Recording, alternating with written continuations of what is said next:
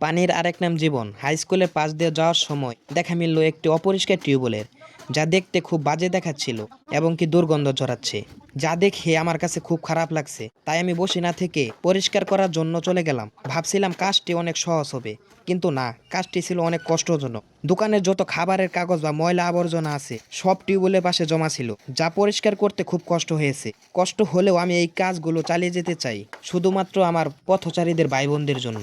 রাস্তার পাশে কাজগুলো করার সময় অনেকজনে অনেক কথা বলে, কিন্তু আমি কথাগুলো কানে না নিয়ে আমার মতো আমি কাজ করে যাই, কারণ আমি দেশকে ভালোবাসি, এই দেশের জন্য কিছু করতে চাই। তাই আমি কষ্টকে কষ্ট না মনে করে এই কাজগুলো করি, যাতে আপনাদের ভালোবাসা পাই। আমরা মানবজাতি খুব খারাপ, ময়লা ফেলতে জানি কিন্তু পরিষ্কার করতে জানি না। আরেকজন যদি পরিষ্কার করতে আসে তাকে খারাপ কথা বা মন্তব্য করি। আরে এই দেশ তো আমাদের, আমাদের দেশ, আমাদেরকে পরিষ্কার রাখতে হবে। আমি আমার জায়গা থেকে পরিষ্কার করার চেষ্টা করতেছি, আপনি আপনার জায়গা থেকে পরিষ্কার করার চেষ্টা করেন, তাহলেই আমাদের দেশ সুন্দর থাকবে। কলটার আশেপাশে অনেক অপরিষ্কার ছিল, এগুলা পরিষ্কার করে এখন কলটা পরিষ্কার করা শুরু করে দিলাম। কলটার গায়ে প্রচুর পরিমাণে ময়লা এবং কি জংকার আটকে ছিল, যা ধুয়ে মুছে রং করার জন্য প্রস্তুত করলাম।